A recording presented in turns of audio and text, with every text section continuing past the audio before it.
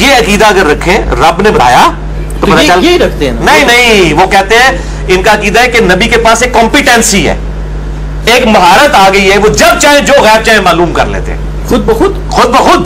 यही अकीदा इनसे पूछ ले। वो कहते हैं कि कॉम्पिटेंसी हासिल हो गई।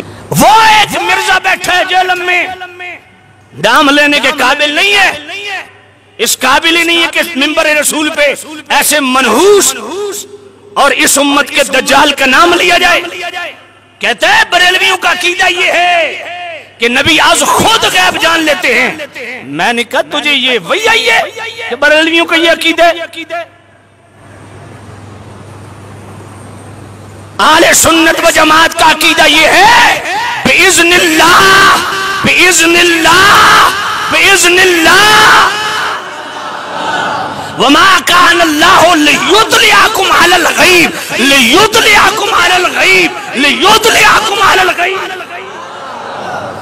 हमारा ये अकीदा अल्लाह की अता से गैब जानते हैं। तुम्हें किसने हक दिया? मिर्जा दज्जाल, एक मिर्जा कादियान में था, एक मिर्जा जेल में।